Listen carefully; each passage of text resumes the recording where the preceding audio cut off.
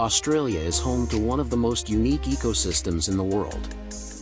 With its long coastline and rich natural environment, it is also among the leading nations in both the harvesting and conservation of marine species. Among the high-value seafood, mud crabs stand out for their economic and culinary worth. While this species is also familiar in Vietnam, in Australia they grow to an impressively large size. So how do Australian fishers harvest these giant crabs? Let's find out together.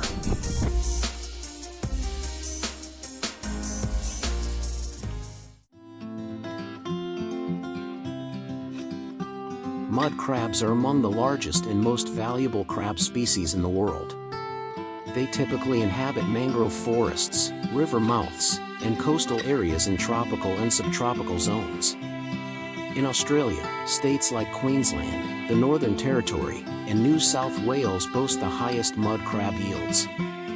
That's because the mangrove environments in these regions offer ideal shelter and optimal conditions for mud crabs to thrive.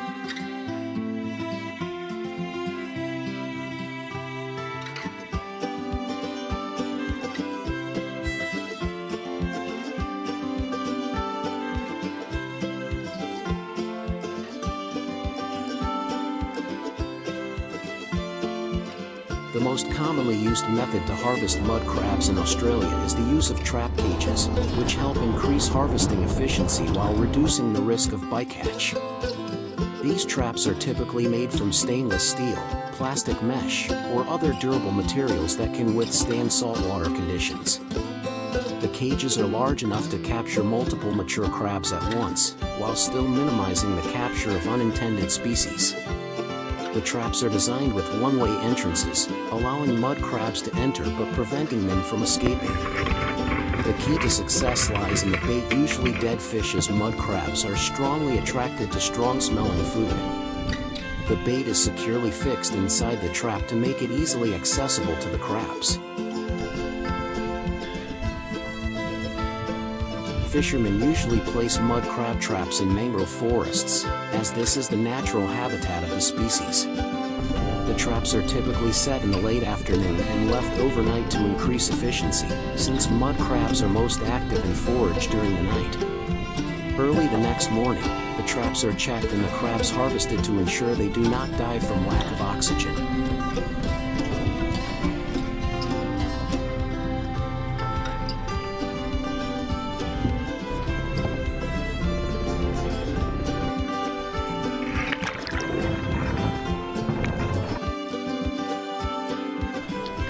After each trap is retrieved, the crabs are measured individually, and only those that meet the legal size requirements are kept. This helps protect juvenile crabs and sustain reproduction.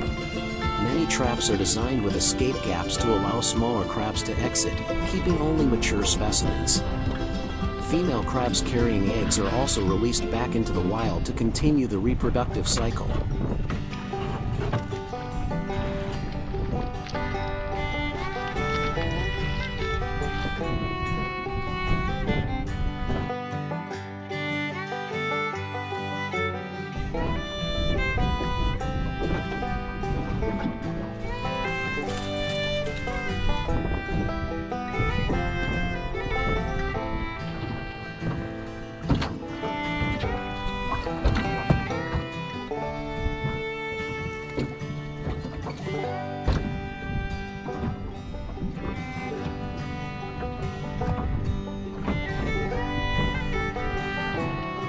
The harvested crabs are sorted by size: large crabs over 1 kilogram, medium-sized crabs, and smaller ones. The larger the crab, the higher its market value. Any crabs that are injured, show signs of disease, or fail to meet quality standards are discarded. Only healthy crabs are selected to ensure meat quality and economic value. After harvesting, each crab is thoroughly rinsed with clean water to remove mud, sand, and other debris from its shell.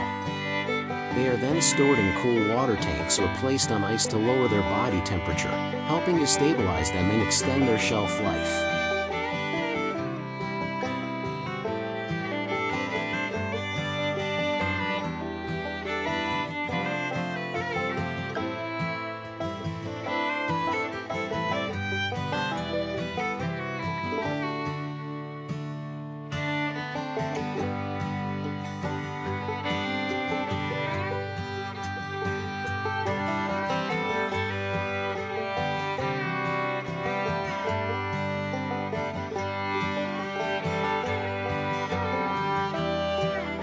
live crabs are kept in recirculating seawater tanks with controlled oxygen levels and temperatures maintained around 15–18 degrees Celsius. They are usually stored for no more than 24–48 hours before being transported or processed. Each crab is tied at the claws to prevent injury. In Australia, mud crabs are primarily consumed fresh and chilled for export purposes. Chilled storage helps prevent spoilage during transport while preserving the crab's fresh flavor.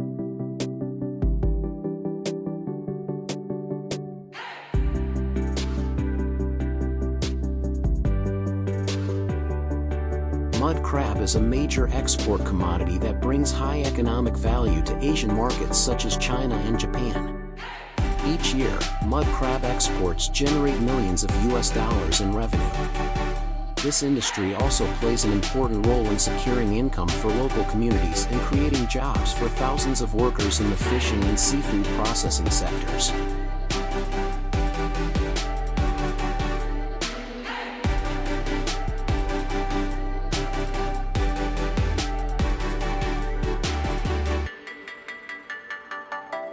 However, wild mud crab populations are currently facing a decline in numbers, prompting state governments to implement regulations aimed at preventing overfishing. To strike a balance between economic development and conservation, Australian states have introduced harvest quotas to protect fishery resources. Fishers are only allowed to harvest crabs that meet the minimum legal size, ensuring the species has the chance to reproduce and replenish the population. Some modern traps are also designed to minimize bycatch of non-target species. Additionally, state authorities limit the number of traps each fisher can use, helping control the overall catch volume. Beyond regulation, policies promoting the planting and expansion of mangrove forests are also helping to support mud crab habitats and encourage population growth each year. Furthermore, mud crab farming is increasingly being expanded to meet both domestic demand and export needs.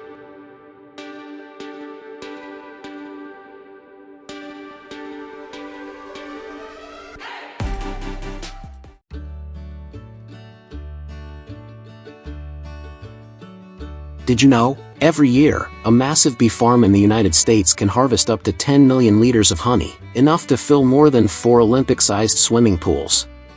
But what's even more incredible is how they do it, with precision, modern technology, and a deep reliance on nature itself. Today, we're taking you to one of the largest bee farms in America, where billions of bees work tirelessly to produce one of nature's most precious gifts, pure, raw honey.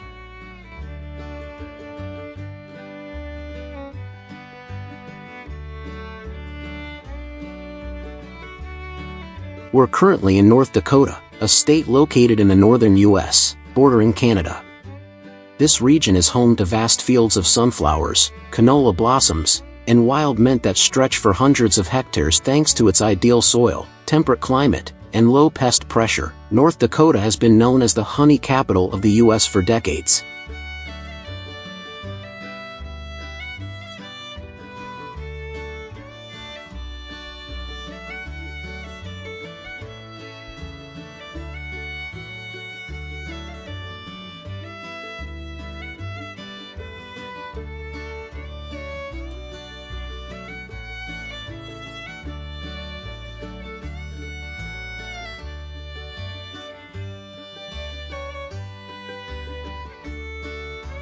The farm we're visiting is 80 Honey Farms, widely regarded as the largest bee farm in the United States, and one of the largest in the world. With over 80,000 hives spread across thousands of acres, this operation produces more than 2,000 tons of honey annually, which translates to over 10 million liters.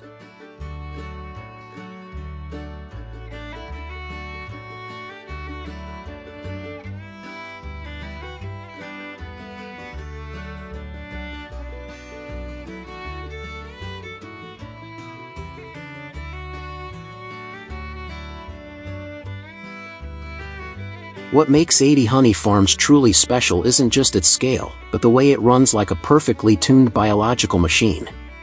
Beehives are spaced 100 to 300 meters apart to prevent competition for floral resources and encourage even foraging. Each hive can hold up to 50,000 to 80,000 bees and is monitored regularly using AI-powered systems and IoT sensors that track internal temperature, humidity, return flight patterns, and pollen quality. Beekeepers here aren't just farmers anymore, they're biotech engineers, data analysts, and precision agriculture technicians. They monitor colony health via mobile apps, infrared cameras, and even satellite data.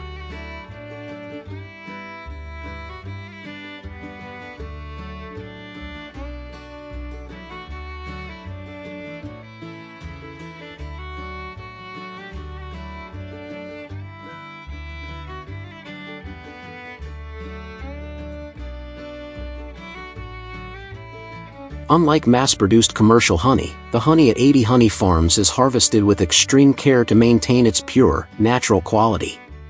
During harvest season, hundreds of specialized trucks are dispatched to hive sites.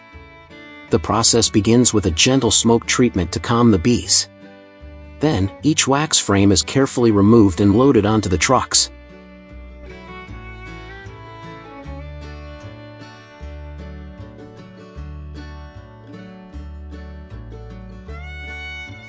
The frames are taken to the processing facility, where high-speed centrifuges extract the honey without disrupting its natural composition.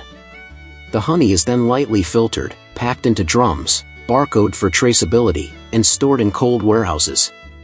Each wax frame holds 2 to 3 liters of honey, and the average hive yields 20–30 kilograms per season.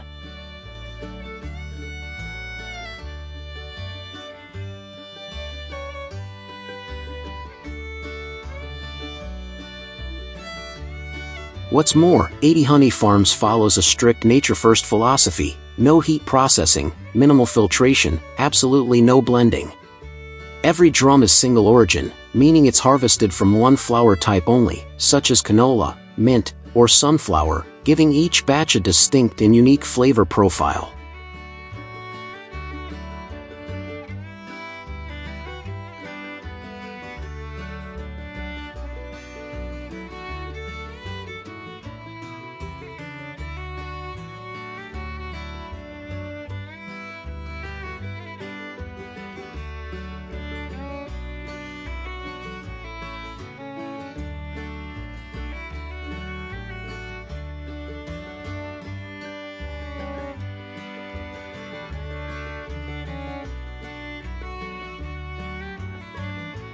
Thanks to this dedication and meticulous care, 80 Honey Farms honey is not only highly rated by international experts, but has also won numerous prestigious awards at Apimondia, the World Beekeeping Congress, and is exported to high-standard markets like Japan, Germany, and South Korea.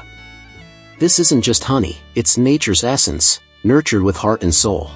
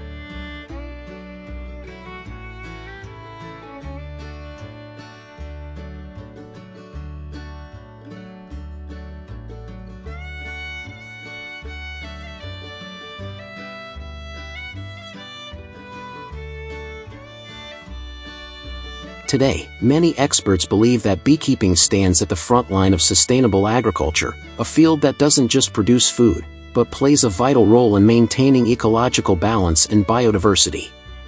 Honey has long been considered a superfood, but its value goes far beyond the kitchen. It's widely used in traditional and modern medicine, in cosmetics, and even as a raw material in pharmaceutical manufacturing. However, in the past 20 years, global honey production has dropped by as much as 25%, even as demand continues to grow, driven by population increase and a shift toward natural products. Faced with the threat of honey shortages and weakening bee populations, scientists and businesses are joining forces to find solutions, and technology is proving to be the key.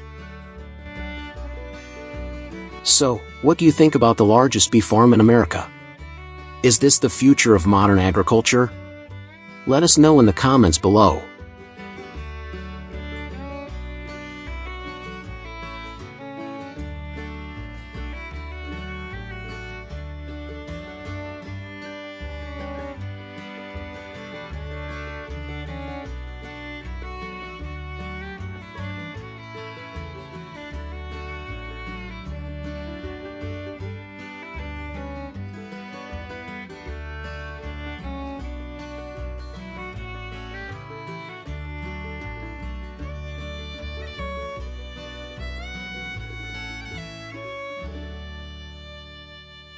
Believe it or not, this is not a hospital or a high-tech research center, but a pig farm.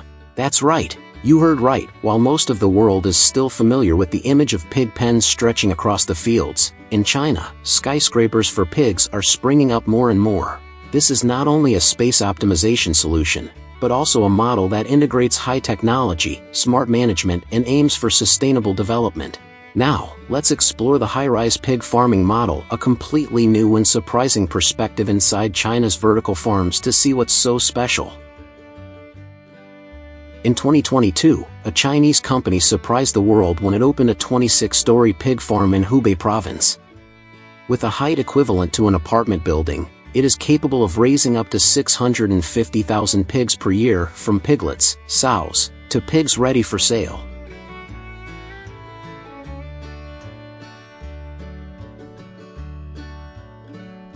Currently, China is the world's largest pork consumer, accounting for more than 50% of the world's total pork output. However, outbreaks of African swine fever in 2018-2020 have devastated the country's livestock industry, causing more than 200 million pigs to be culled.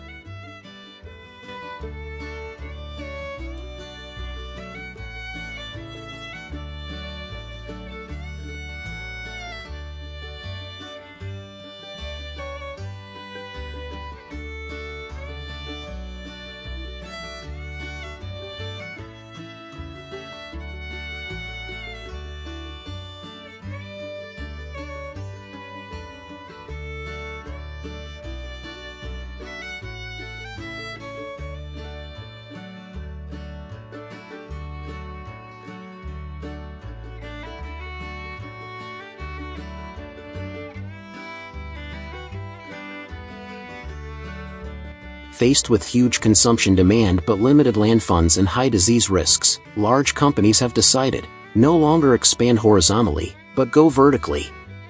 The high-rise livestock farming model not only optimizes the area, but also helps to strictly control the living environment of livestock, reduce the risk of infection, and significantly increase productivity.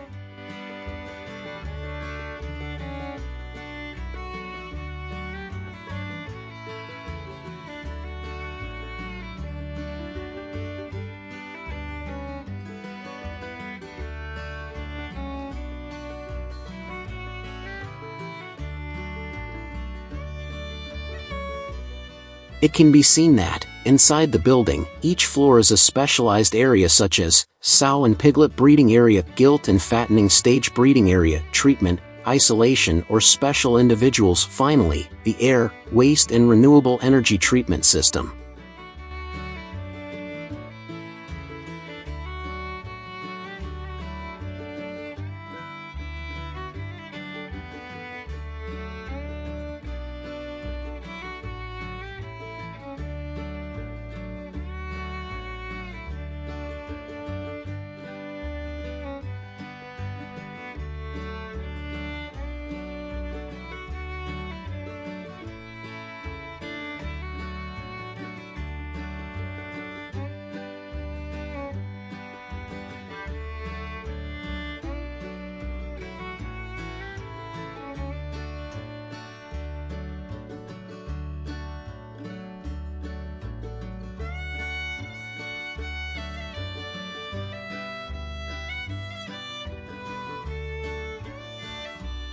The entire farm will be equipped with fully automated ventilation, temperature control, feeding, and waste treatment systems.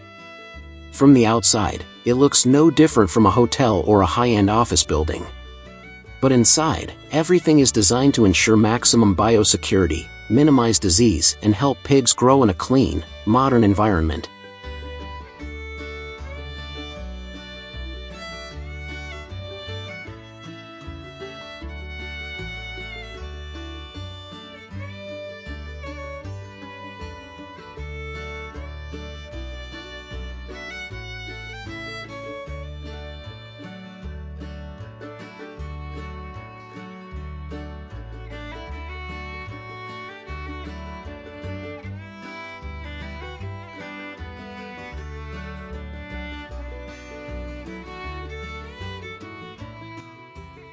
In particular, each pig is fitted with an identification chip to monitor its health, growth rate, food rations, and even location in the building.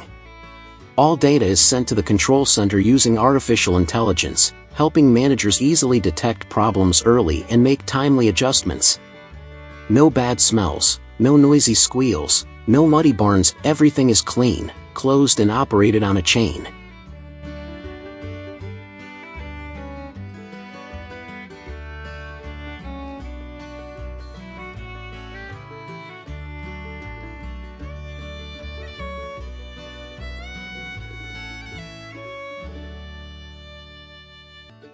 From that innovative farm model, Chinese farmers have reaped many unexpected benefits.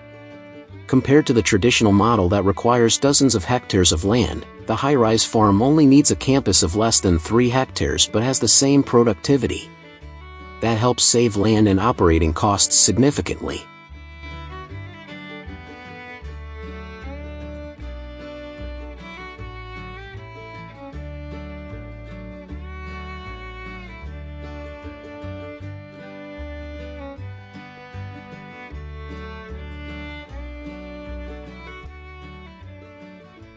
In addition, the access control system is extremely strict. All employees must disinfect, change protective gear, and go through many layers of checks before being allowed inside. Separating each area by floor helps prevent the spread of disease.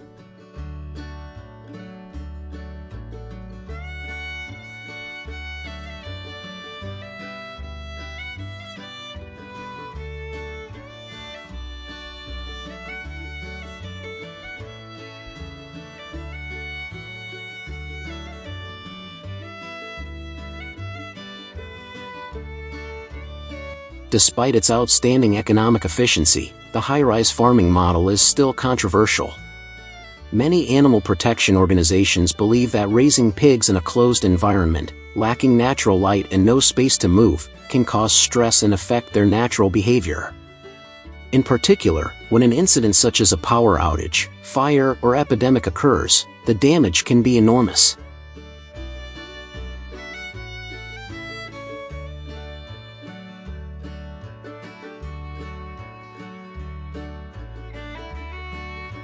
So, is this the solution to the global livestock problem?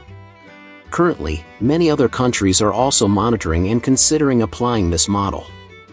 However, implementation needs to take into account many factors: culture, legal regulations, consumer awareness, and technological conditions.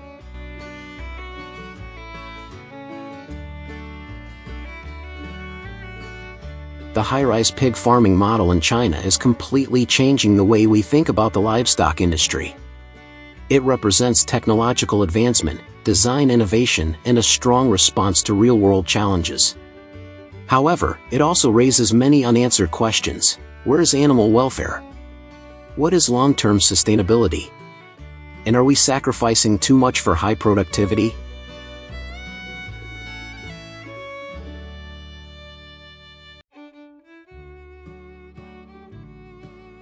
Looking at this image, we all think that these farmers are having a bumper fish harvest, but in fact, it is not like that.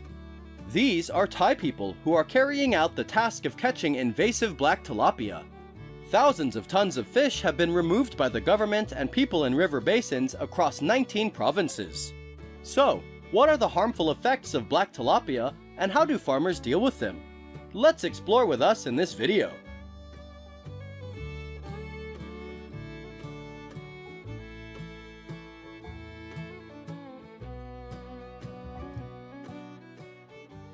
Many years ago, tilapia was considered an uncontrollable invasive species in Southeast Asia and China. But today, they are the main aquaculture species for economic development in these areas. Each year, millions of tons of tilapia are raised and harvested to serve the needs of domestic consumption and export. However, no one expected that a new species of tilapia to invade this area. The black chin tilapia is also becoming a terrible invasive species, typically in Thailand.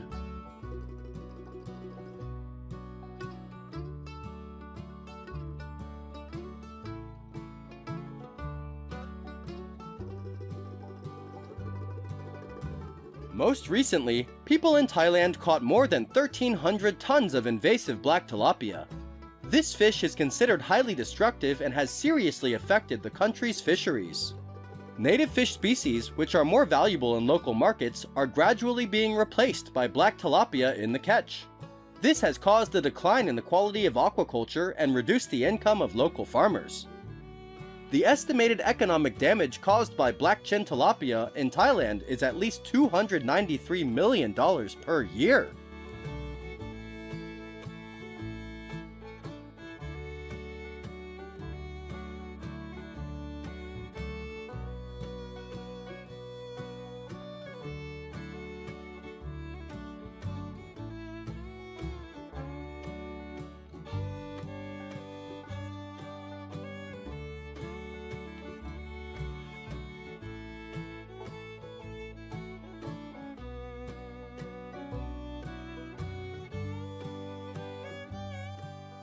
According to reports, this invasive fish has spread to more than 19 provinces in Thailand.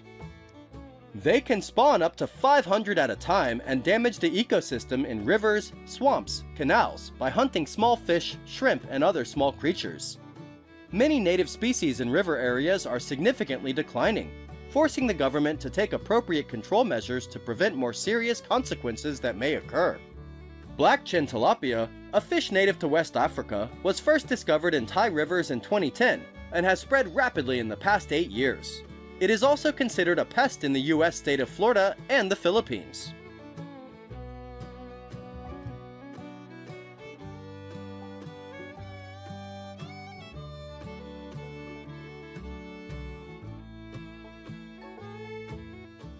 To address the invasive black tilapia, the Thai government has declared the eradication of the species a national priority.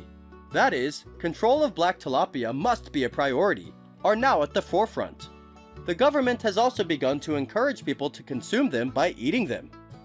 This method of turning invasive animals into food is now considered most effective for areas with many invasive animals. In Phetchaburi province and central Thailand, many promotional activities have taken place to use black tilapia as food. In addition, many food processing brands have also processed dishes from black tilapia and brought them to the market for consumption.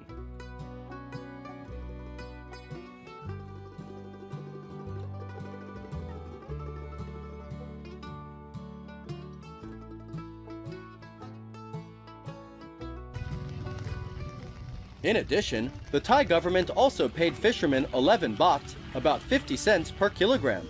This policy was very effective as it promoted Thai people's pest control efforts, not only providing them with food, but also a new source of income.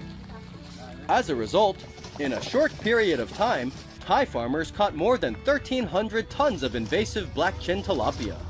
In addition, localities also release predators to hunt black tilapia with the aim of controlling the number of this species.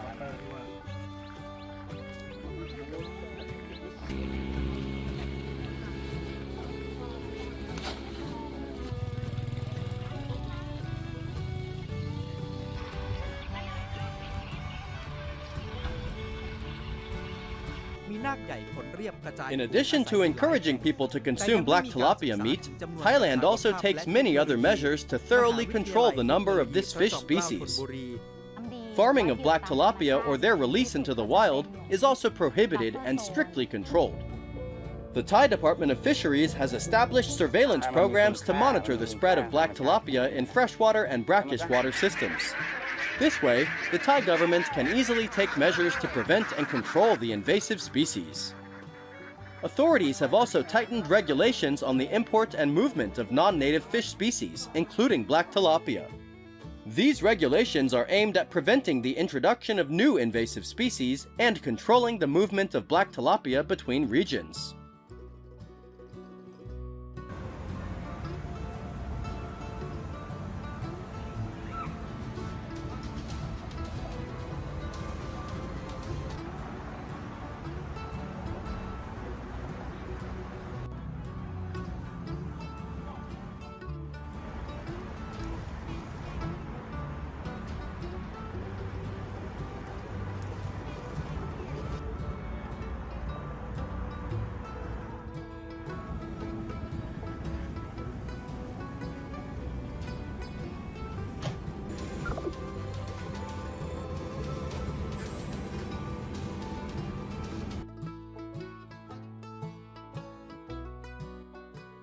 Do you think consuming black tilapia is the best way to control this animal?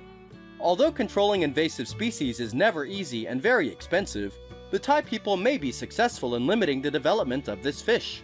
Since freshwater fish is part of the culinary tradition in Southeast Asia, consuming black tilapia is not an obstacle for the Thai people. They have also processed it into many dishes with different flavors. When it is accepted by the consumer market, the number of black tilapia will decrease is only a matter of time.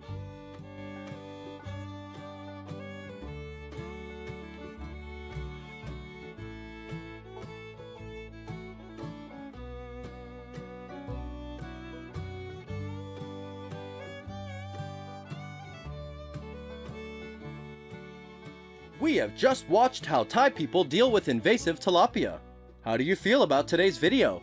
Leave your comments below.